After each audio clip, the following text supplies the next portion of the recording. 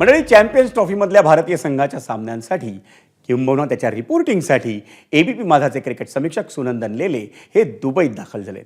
मंडळी, चॅम्पियन्स ट्रॉफीचं यजमानपद हे पाकिस्तानकडे जरी असलं ना तरी BCCIनं पाकिस्तानात खेळण्यास नकार दिलाय. त्यामुळे भारतीय संघाच्या सामन्यांचं आयोजन हे दुबईत करण्यात आलंय. पाहूयात या सामन्यांसाठी दुबईमधलं वातावरण कसं आहे सुनंदन लेले यांच्या रिपोर्टमधून.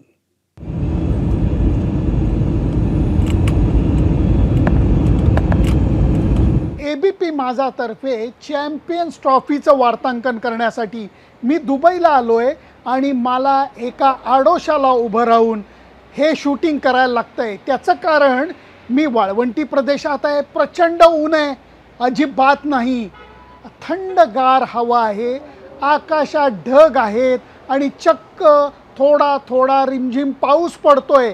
कॅमेरा खराब होऊ नये म्हणून केवळ मी आडोशाला उभं राहिलो आहे आणि हे शूटिंग करतो आहे. गंमत अशी आहे की ह्याच्या अगोदर दुबईला जी टुर्नामेंट झाली होती ती जुलै, ऑगस्ट, सप्टेंबर या काळात झाली होती.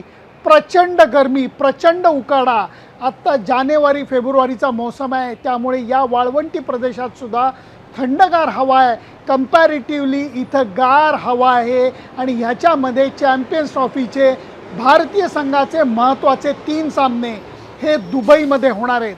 पहिला सामना अर्थातच बांगलादेश, दुसरा सामना भारत विरुद्ध पाकिस्तान आणि तिसरा सामना ICC टुर्नामेंटमध्ये नेहमीच चांगला खेळ करणाऱ्या न्यूझीलंड विरुद्ध आहे.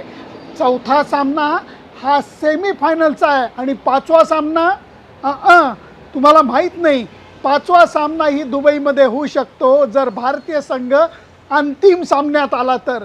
या सगळ्याच गोष्टीचा प्रचंड उत्साह, प्रचंड एक्साइटमेंट आहे आणि खास करून इथल्या विकेटचा जर का अंदाज घ्यायचा गेला अगदी टुर्नामेंट चालू होत असताना तर हवेतल्या गारव्यामुळे इथे थोडंसं गवत राखलं गेलेलं आहे.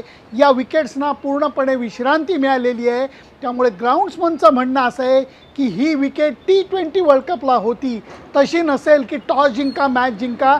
या विकेटवरती फलंदाज आणि गोलंदाज दोघांना बऱ्यापैकी संधी राहणार आहे.